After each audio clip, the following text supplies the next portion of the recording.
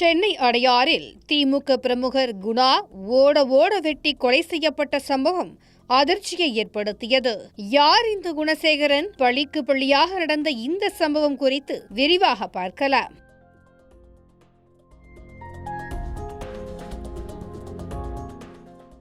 சென்னை கொட்டிவாக்கம் பகுதியைச் சேர்ந்தவர் குணா என்கிற குணசேகரன்.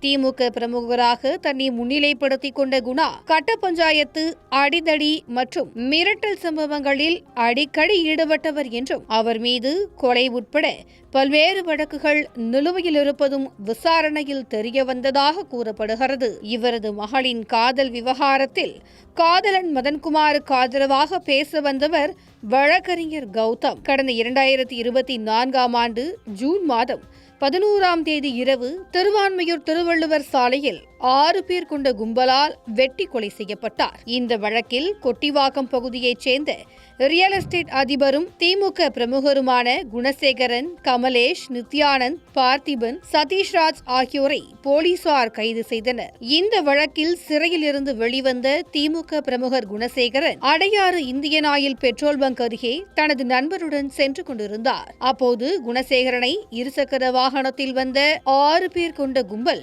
திடீரென மடக்கியுள்ளது. இதை பார்த்து சுதாரித்துக் கொண்ட குணசேகரன் அவர்களிடம் சிக்காமல் இருப்பதற்காக அடையாறு பிரதான சாலையில் ஓடியுள்ளார். ஆனாலும் அந்த கும்பல் குணசேகரனை விடாமல் துரத்திச் சென்று அரிவாளால் கொடூரமாக வெட்டி சாய்த்தது. இதில் முகம் முழுவதும் சிதைந்த நிலையில் குணசேகரன் சம்பவ இடத்திலேயே துடிதுடித்து உயிரிழந்தார். உடனிருந்த கொட்டிவாக்கம் குணா தப்பி ஓடியதாக கூறப்படுகிறது.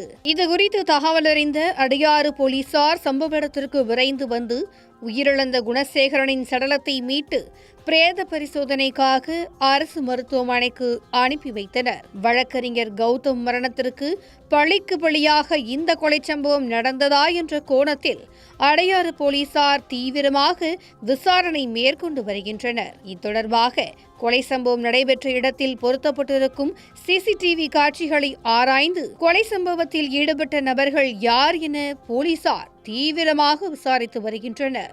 மக்கள் நெரிசல் மிகுந்த சாலையில் திமுக பிரமுகர் ஒருவர் ஓட வெட்டி கொலை செய்யப்பட்ட சம்பவம் அப்பகுதியில் பெரும் அதிர்ச்சியை ஏற்படுத்தியது.